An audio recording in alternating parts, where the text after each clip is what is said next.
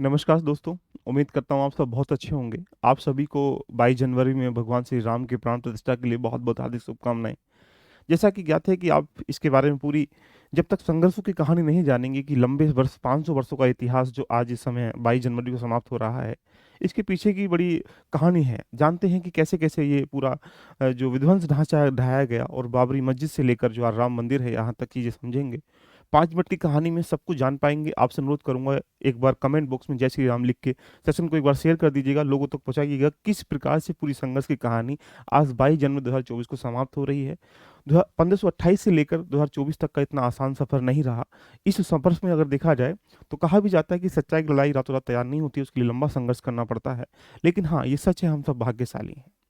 1528 में जैसे ही मस्जिद का निर्माण किया गया तब से लेकर अब तक की जो कहानी है बड़ी लंबी कहानी है। इसमें लगभग हर किसी का सपना रहा होगा, काश हमारे सामने राम मंदिर बन जाए, राम मंदिर बन जाए, राम मंदिर बन जाए।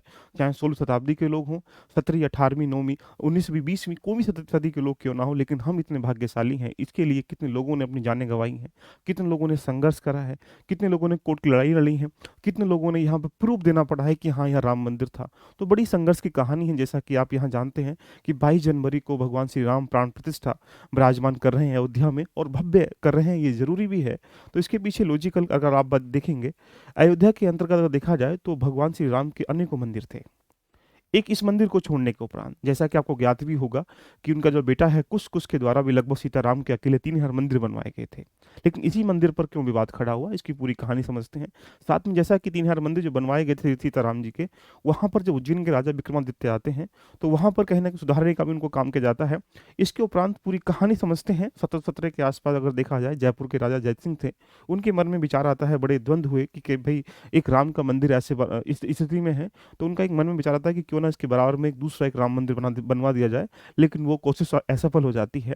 1934 में दीवार गिरा दी जाती है, तो यहीं से पूरी कहानी कह सकते हैं राम के भक्त आम नहीं थे, इतनी लंबी जर्नी करने के लिए एक सिर्फ मंदिर के लिए कितनी कहानी, तो इसके पीछे बहुत लंबी जर्नी है।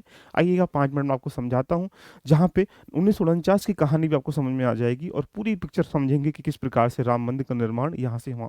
वो लेते हुए समाज से, वो सांप्रदायिक दंगों से होते हुए, गोधरा कांड होते 1992 का हालत होते हुए आज 2024 जो आपके सामने स्पष्ट देख पा रहे हैं 22 जनवरी को, वो एक प्रकार से कह सकते हैं भव्य भगवा का दिन है। आइएगा 1528 से शुरू होता है ये सफ़र, 1500 2024 तक चलता है। आसान तो नहीं था, ये सच है, सफ़र इतना आसान नहीं है। जैसा कि ज्ञात है कि 21 अप्रैल 1526 को इब्राहिम लोदी और बाबर के बीच में युद्ध होता है और युद्ध होने के पश्चात यहाँ पर जो तोपखाने की सहायता बाबर जीत जाता है। बाबर जीतने का 1526 में वो जीतने का 2 वर्ष के बाद 1528 में भ्रमण करते अयोध्या पहुँच जाते हैं। तो यहाँ पे कह सकते हैं कि जो मुगल बादशाह जो अकबर है, उसके जो कमांडर है मीर बाकी के द्वारा इस स्थल को कहीं न कहीं ढा दिया गया और उसके स्थान पर मस्जिद का निर्माण कर दिया गया। यही मस्जिद जो है बाबरी मस्जिद के नाम से कहलाती है। इसकी कहानी को समझने से पहले 1858 से लेकर 1949 के बीच की कहानी समझते हैं।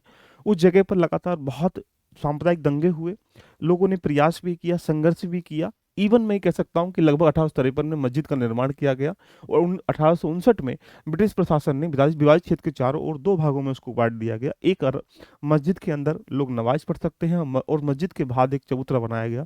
उस चबूतरे पर हिंदू धर्म के लोग पूजा कर सकते हैं, यानी 2 भागों में इसको कन्वर्ट कर दिया। बात होती है 1934 के आसपास की। 1934 के आसपास दीवार गिर जाती है, लेकिन कांग्रेस ने इसका कोई एक प्रकार से हस्तक्षेप नहीं किया और कांग्रेस ने बढ़ चढ़ के हिस्सा भी नहीं लिया, लेकिन वो राम के भक्त थे, वो कहाँ मानते। लेकिन बात यहाँ से होती है 1947 की। जब देश आज़ाद होता है तो देश आज़ाद होने के बाद अरदास की जाती है, जब तक यहाँ शुक्रवार को ही इसमें नमाज होती थी, लेकिन ये एक प्रकार से कह सकते हैं कि यहाँ पर बाद में बाहर चबूतरे पे पूजा नहीं होती थी। तो लोगों के मन में था कि देश आज़ाद हो रहा है तो कहीं न कहीं राम मंदिर निर्माण किया जाएगा। बात है 30 सितंबर 1949 की, तो 30 सितंबर 1949 की बात है। तो यहाँ पर हम ये कह सकते हैं इस समय अचानक रात में मंदिर में घंटियाँ बजने लगती हैं और घंटियाँ बजने लगती हैं मतलब राम की पूजा होने लगती है, तो यहीं पर एक प्रकार से कह सकते हैं ये कहानी बन जाती है कि यहाँ पर रात में राम जो हैं आए हुए थे। ऐसा कुछ उनके विचारधारा हो जाती है, लेकिन यही कहानी जे.एल. नेहरू के पास पहुँचती है। तो जे.एल. नेहरू ने वहाँ के जो डिस्ट्रिक्ट मजिस्ट्रेट जिसको के नायर के नाम से बोलते हैं कि साहब ये जो भीड़ इकट्ठी हो रही है इसको एक प्रकार से पहले की स्थिति में लेके आइएगा। लेकिन के नायर जो है अपने हाथ खड़े कर लेते हैं कि इतनी भीड़ को किस प्रकार से हम काबू में करें, क्योंकि ये तो बिल्कुल राम मंदिर के रूप में या चबूतरे के रूप में यहाँ विराजमान विद्यमान पूजा पाठ चल रहा है। विवादित स्थल बनते हुए यहाँ पर के नायर ने किसी अन्य स्थिति से मोर्चा संभाला, लेकिन ये कहानी बड़ी लंबी बन जाती है। आगे चलते हैं 1950 के आसपास फैजाबाद के सिविल कोर्ट में यहाँ पर एक अर्जी फाइल की जाती है, याचिका फाइल की जाती है, और इसमें कहा जाता है कि भगवान श्री राम की जो पूजा की अनुमति मांगी गई और यहाँ पर दूसरी मूर्तियां स्थापित करने के लिए भी अनुमति मांगी गई। 1950 का ये मसला आगे चलकर 1961 तक चलता रहता है। उत्तर प्रदेश सुन्नी वक्फ बोर्ड ने याचिका दायर करने के विवाद पर जमीन पर कब्जा करने और मूर्ति हटाने की मांग करी। यही कहानी 1984 में जाती तो 1 फरवरी 1986 के आसपास फैजाबाद के न्यायाधीश उमेश चंद्र पांडे की याचिका को आधार मानते हुए के.एम. पांडे ने हिंदुओं को पूजा करने की अनुमति प्रदान कर दी और ढांचे को जो ताला लगा रखा था उसका हटाने का आदेश कर दिया गया। ये कहानी थोड़ी सी आगे बढ़ती 1992 में 6 दिसंबर की बात है 1992 में एक ऐतिहासिक घटना होती है जहां पर विश्व हिंदू परिषद यानी BHP विश्व हिंदू परिषद के और शिवसेना के जो कार्यकर्ता उन्होंने अनेक हजारों कार्यकर्ताओं के द्वारा यहाँ पर जो ढांचा था विवाद उसको ढा दिया जाता है और ढाने के बाद ध्वंस करने के बाद यहाँ पर सांप्रदायिक दंगे होते हैं, देशव्यापी यहाँ पर आंदोलन होते हैं। एक प्रकार से कहा जाए बहुत लोगों की इसमें जान भी जाती है। यही कहानी आगे चलती है गोधरा कांड, जो कि गुजरात के आपने काफी हाईलाइट सुना भी होगा। गोधरा कांड जलाने की घटना होती है जिसमें यहाँ पर हिंदू कार्यकर्ताओं को निशाना बनाया गया है। इसके बाद गुजरात में दंगे हुए जिसमें से लगभग 2000 लोगों की लगातार यहाँ मौत भी होती है। इसकी कहानी को अगर आगे लेके चलते हैं तो मुद्दा आता है 2010 का, जहाँ पर इलाहाबाद कोर्ट के द्वारा यह विवादित जो जमीन है उसको सुन्नी बोर्ड को कन्वर्ट कर दिया गया, रामलला को कन्वर्ट कर दिया गया और यहाँ पर निर्मोही अखाड़े को यानी इस जमीन को 3 ढांचों में कन्वर्ट करने का मतलब है कि बीच बीच में बांट दिया गया बराबर भागों में कि इस भाग को 3 भागों में कन्वर्ट कर लेते हैं। लेकिन यही 2011 का मुद्दा है, सुप्रीम कोर्ट ने आदेश लगा दिया कि अयोध्या का जो मैटर हाई कोर्ट ने दिया गया है, इलाहाबाद हाई कोर्ट ने उस पर रोक लगाते हैं, यानी यही उसको स्टॉप कर दिया गया। मुद्दा आगे चलता है 2017 का। सुप्रीम कोर्ट के द्वारा ये कहा गया कि अदालत के बाहर जो समाधान है उसका आह्वान किया जाए, जिसके पीछे भी लगातार बीजेपी जो नेताएं हैं उन पर आरोप भी लगते रहे हैं कि साजिश भी लगी है कि ये इस प्रकार के दंगे लगातार भटका रहे हैं। यही कहानी थोड़ी आगे बढ़ती है, बात 2019 की आती है जब राम मंदिर लला की जो कहानी है पूरी कोर्ट में पहुंच जाती है। जब न्यायपालिका अपने हस्तक्षेप करने के लिए मजबूर हो जाती है तब लिखी जाती है राम मंदिर की पूरी नींव की कहानी।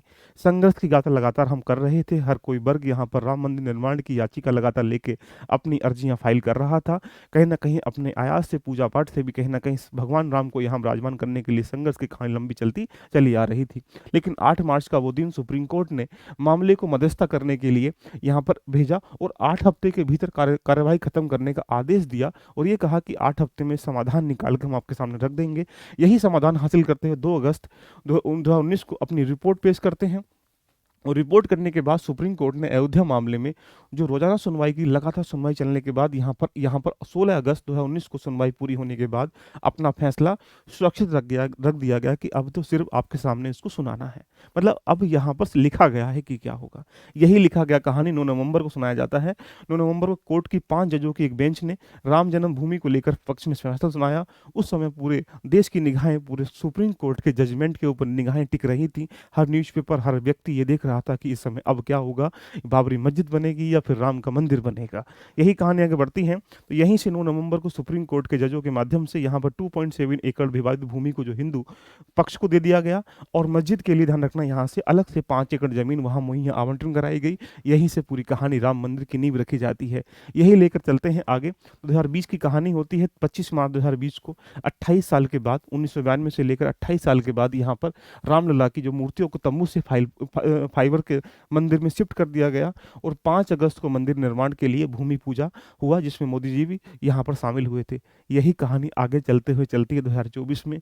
22 जनवरी 2024 को यहाँ पर रामलला की भव्य मंदिर का प्रतिष्ठा हो रही है जिसमें दशकों से चले आ रहे जितने भी विवाद था उसका अंत हो रहा है। रामलला की जो पूजा अर्चना बड़ी ही धूमधाम से साथ ही की जाएगी।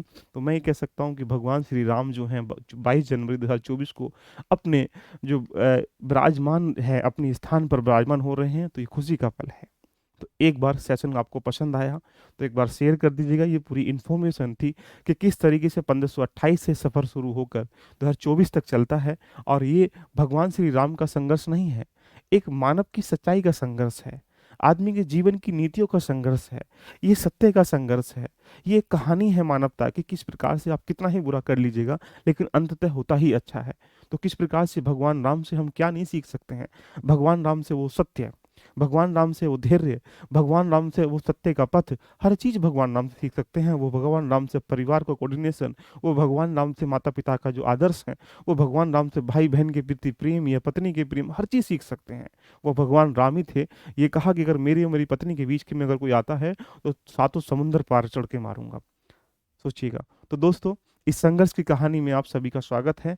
आप सब लोगों को सेशन पसंद आया तो एक बार कमेंट बॉक्स में जय श्री राम लिख कर बोलिएगा और लहरा दीजिएगा भगवा को कि ये धन्य भाग है हमारे, कि हम 22 जनवरी को अपनी आंखों देखी देख रहे हैं किस प्रकार से यहाँ पर भगवान श्री राम जो हैं 22 जनवरी 2024 को अपने विराजमान हो रहे हैं। तो एंजॉय करें। All the best. Love you all of you. Bye bye. Take care.